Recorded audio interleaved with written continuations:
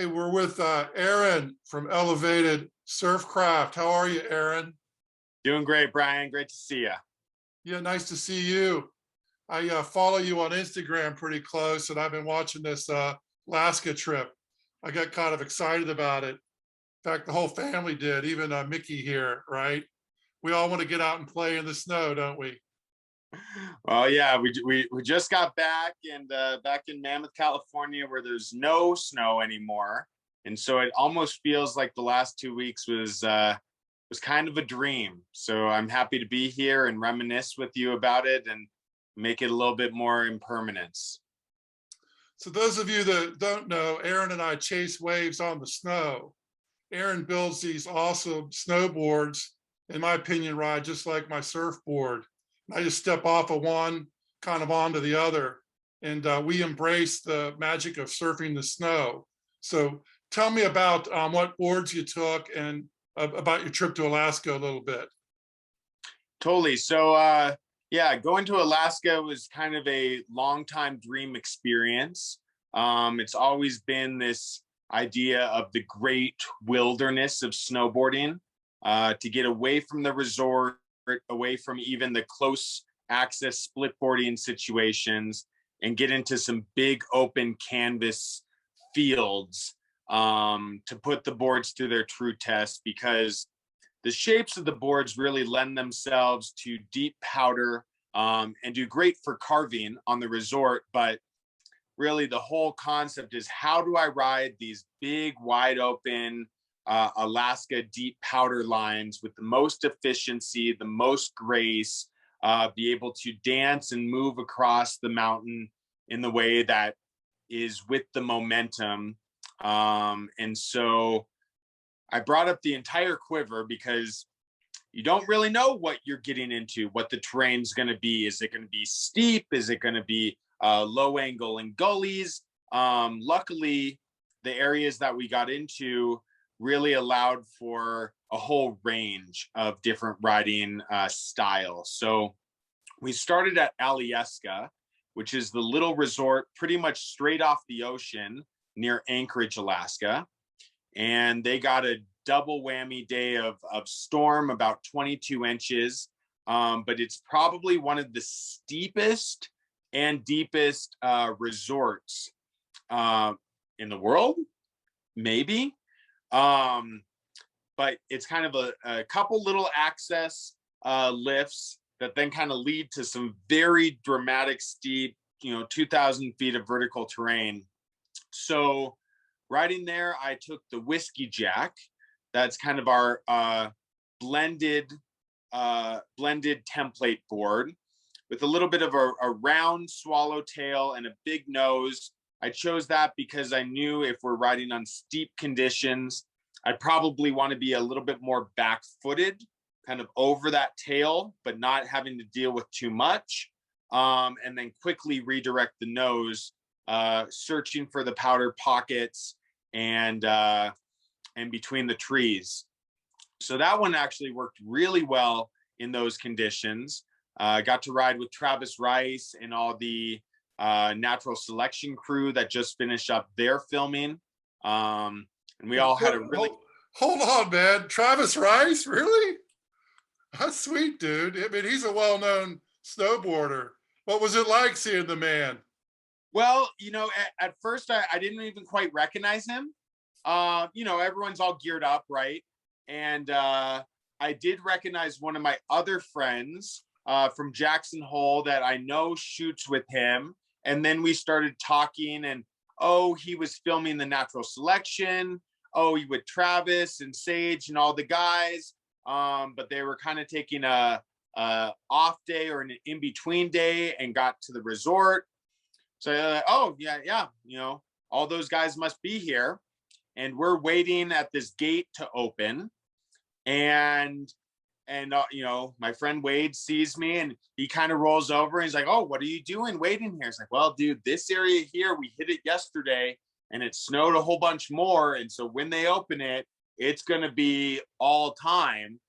"Oh, cool. Okay, I'll join you." And then all of a sudden, a couple of the other guys filter in, and yeah, Travis and I have have known each other for years from Jackson Hole and the Shapers Summit, but never really too personally.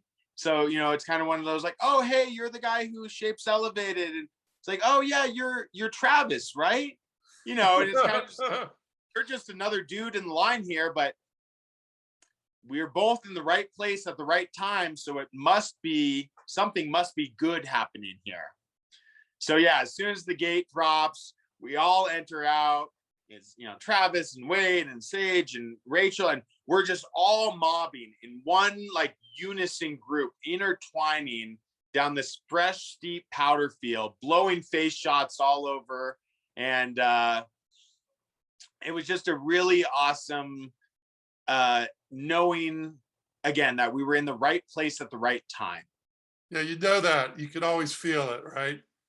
Somebody like Travis, who that's his primary job, you know, and budgeted to be in the right place at the right time. And we just kind of happened to end up there. Yeah, that was pretty special. Now tell me about the line, right? When I look down the mountain, I'm seeing a surf line. I know Travis Rice doesn't, right? So did you like follow his line a little bit, or did you take your surf line? I mean, what'd you do, man? Because it was kind of a straight, flat, steep terrain, and because there were a lot of people coming at one time, I kind of picked more of the fall line, while holding wide and looking for the pockets that I wanted to. But I was moving fast. I was ahead of Travis and the other guys, and trying to just hunt. It's like, well, if there's even 4 people ahead of you, there's maybe a couple tracks, so you're trying to jump between the tracks and get your pass along the way. So yeah, we were all kind of just falling in down, but that was kind of the calling for that particular run. Whereas earlier in the day, in the upper bowls of Alyeska, I was working the far left side, able to pump, stay higher than most of the other lines that had fallen down. That's when I told Wade, I was like, dude, you need to go check out over there, you know, grab my high line and then work off of that. So I've been blogging lately, Aaron, about lefts and rights, because most snowboarders, they don't see a run as a left or a right. Now me, when I see it, I'm riding it different, right? Because it's either front side or back side, you know, and it makes a difference in how you ride and how you turn. So tell us about that a little bit. Yeah, so most snowboarders really come from a mindset that was predecessed by skiers, which was essentially, I'm going to take the straightest, fastest line down the mountain, which is with the fall line. And, you know, that definitely has something to it. You have speed, you have challenge, you have, you know, you're holding it all together. But again, it's kind of just going with the straightest gravity. You know, and when I started surfing, it was interesting. It was after I'd been skiing and snowboarding for a while, and nobody really taught me how to surf. So when I caught the wave, I just went straight down the face, straight to the beach. And that was it for me, because that's what I had done in snowboarding. Oh, I drop straight down the face and I get all that speed and I run it out.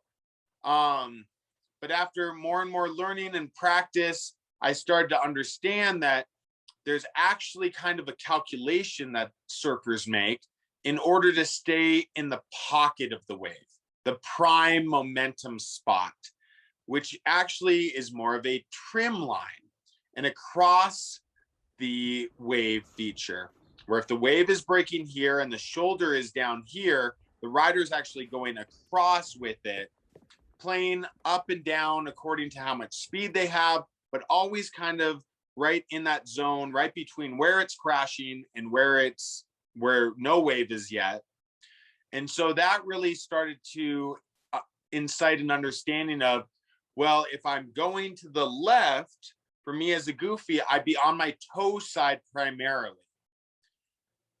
And that becomes like, oh, I prefer that. than being on my heel side. So I'm actually going to look for waves that break to the left because I want to play that toe side primarily, cut back heel, but mainly on toe. And then it's like, but in California and really along the West Coast, there's a lot of right hand waves. So you're learning, you're playing backside, heel side, backside, backside a lot. And that just takes a little bit more development. But then you start seeing it's like, well, I kind of have two options. I'm either going left or I'm going right. And that is providing me just the right amount of speed that I am still in control while also maximizing the wave's potential. So taking that theory and transferring that into snowboarding, we have these mountains and the runs that are cut down the fall line, but there is also a lot of range that the mountain covers. So while most people are dropping straight down the fall line, there are alternative ways of going about it. It's a free sport. You can do it however you want. So, to think of it in the same way as the wave, instead of going straight down to the beach, I'm going to start over here and I'm going to work my way across the run.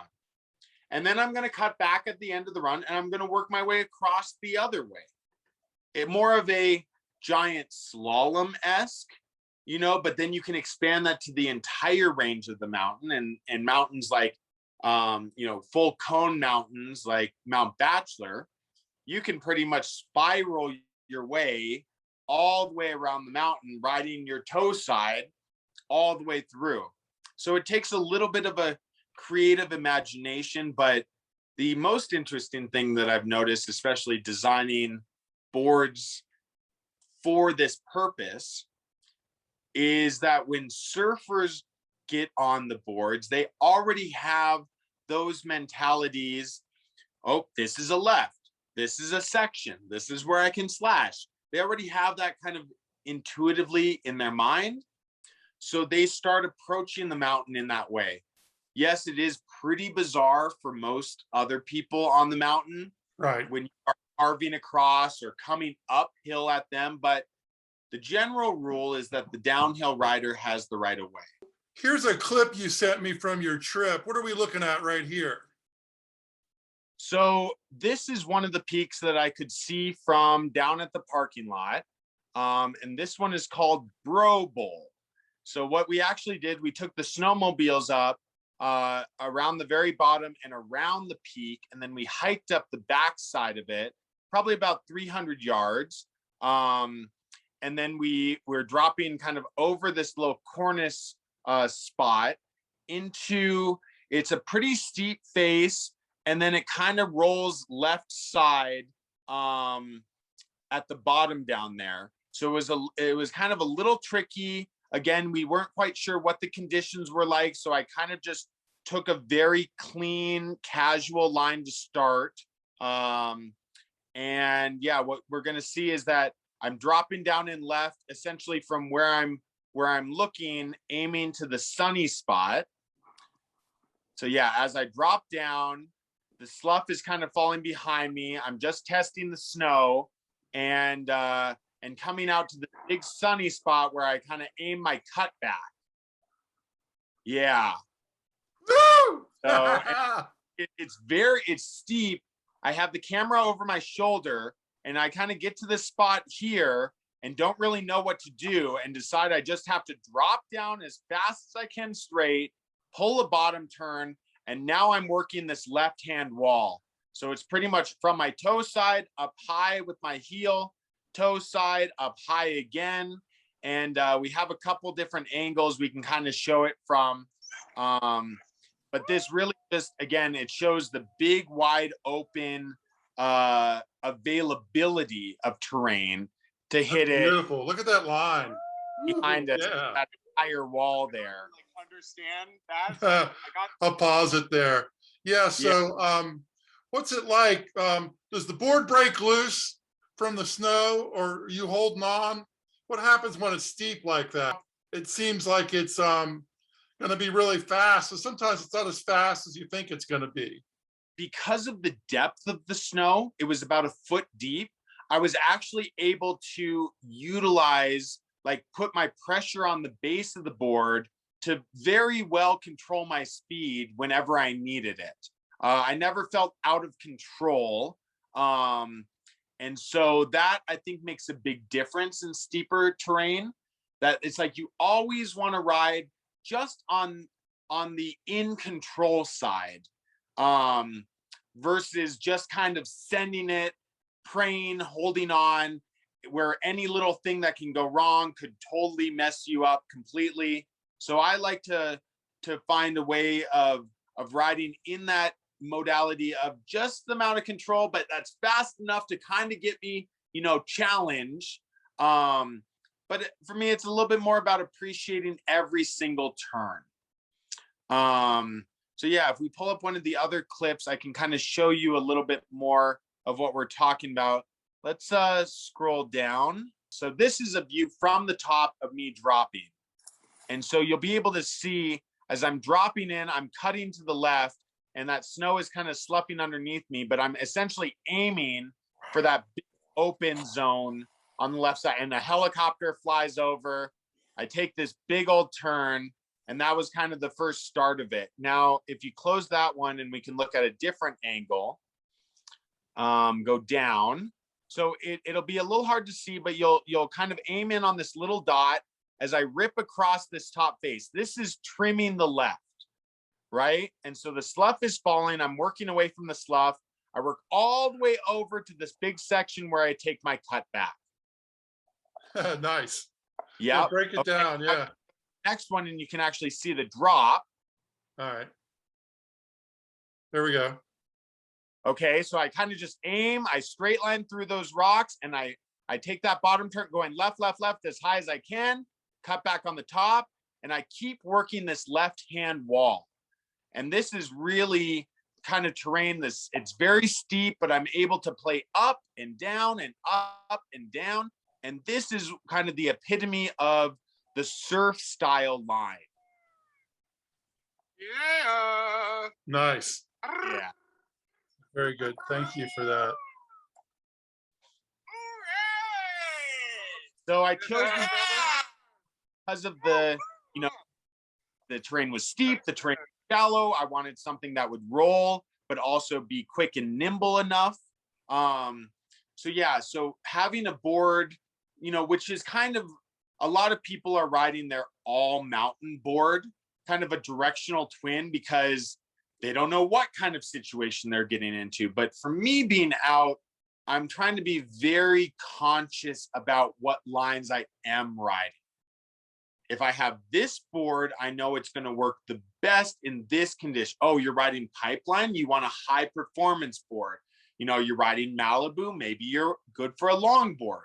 You're not going to necessarily need your gun at Malibu, but taking your longboard to pipeline like might not be the right choice. So being aware of how the different kind of lines can break gives you more example of what board to pick. And then for me, it was almost even more like, what kind of vibe am I in? What kind of style am I in? What am I feeling right now? Am I wanting to rip this thing up? You know, do I need this high performance shortboard, or am I kind of just looking for those bigger, swoopier lines? You know, putting myself, especially on the mega fish and that purple vibes, and rolling with the micro dose of the mushrooms, like my friend Mark just came and brought. It's like, this is the style I want to be in. I never want to be in danger. I never want to be out of control. I'm aiming to perform as an artist, as a dancer, as a craftsman, not only of the board, but of the riding and the line that comes out from it. So I think there's one more picture. Yeah, let me look here. I'll share the screen again. Yeah. Desktop. Give me a second. Share. Okay. So here's a photo here, Aaron. So tell us what's going on here. Yeah. So this is the Bro Bowl that we just watched. And after I take that drop, I kind of aimed out for the sunlight. And you can really see as I'm working up into that left-hand wall under the rocks there, not super high, but I'm always still kind of aiming on my toe side left-hander and able to just work up and down and up and down. And when I look back at this, I just see a very beautifully crafted calligraphy line. And I feel that if I rode as cleanly as possible as the paintbrush, it would leave the tracks, you know, in the most artistic way possible. No, understood. Now let Yeah. me pull up a picture of the boards real quick, you know, while you're on here. And maybe you could go from left all the way to right, name the boards and tell me if you use them, maybe just a little bit about the boards. Yeah, so essentially what we did is I brought most of the boards in my quiver. So everything from the one on the right is the purple Megafish. And so that is the board that I ended up riding a lot because I wanted a bigger board, but still set back for a tight tail that I could be very maneuverable. The yellow, the Goldfish, is a very similar shape, but more shorter, quicker, tighter play, maybe better through the trees.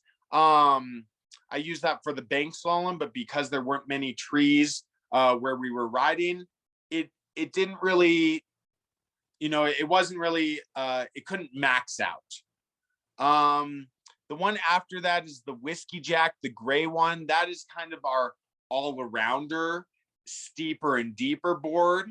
Yeah, I chose, that's the one we rode at Alyeska, followed by the Step Up, which also likes to make big, long lines on steep terrain. Probably would have been a great choice for some of the options there, but it maybe doesn't have as much versatility to it. So I chose not to bring that one out. The Blackfish is the Salmon. That is for our 200-pound plus rider, 6'6", size 14 boot, a board with a waist width of 22 or of 32 centimeters. So it can actually really handle that bigger rider, which most shapes aren't actually accustomed to. So especially in this really deep and wide open terrain where the bigger rider wants to stay afloat, that was the board for that. The next one is the Log. That's probably our most interesting shape. That's the board for the low angle, really deep, maximum planing and speed ability, but you're kind of, you're planing off the front, you're riding off the back. And it's just it's a very different style of ride, but it can put you in positions and situations that not a lot of other people can get to. So when most other riders were looking for these steep and gnarly terrain, on the Log, I was looking for the mellowest, openest, cruisiest, and I could have the most fun on that. That's what you were riding when we met at Bachelor. You had me Yes. on a experimental board, like a pintail board. From there, you know, we've worked on the core, we've worked on the stiffness, but the general shape has just kind of really inspired, and the people who have gotten into it have found something very unique in that ride. Very good. And then there's the Red Tail Hawk. Yeah, That thing, I gotta tell you, dude, it rips. I really rips, that board does. Board, especially for a little bit bigger rider. We had a lot of people testing that board here in Alaska because it could handle a variety of conditions. The diamond tail on that works great in the powder as redirecting. The split that's right next to it is the same shape. And then I think it's followed by the Mini Fish, which is just a smaller version of the Goldfish, which a lot of our gals really like riding because it, especially in powder, it's less weighing on your back foot. It works more efficiently. It glides easier and smoother. So they're able to have a better time with less effort. Overall, you know, give us just a wrap up on your trip. Like, what's your takeaway from it? Whew. I think the biggest takeaway from this trip was that I've set forward with all of these board designs and all of the riding that I, try to do every year to reach the end of my imagination. And it's something that's not really shown very often on videos and movies and stuff, because it might not be the most extreme. It might not be the most gnarly, but for me, it's a combination of rider, board, mountain conditions, and to be able to hit that. Would you pull up the log point of view clip? Yeah, so for me, looking at and seeing a mountain like this that's totally untracked gives me a lot of room to roam. It's essentially a big, long left-hander that's very rolly. The fastest line you would see would be the trim line, the straight line there. And then where the blue line is essentially, I would work down one wave, over, down to the next wave, over, down to the next wave, over. And this would go all the way essentially out of frame as a 6-minute run. And if you want to pull up the video on that. Yeah, let's take a look here.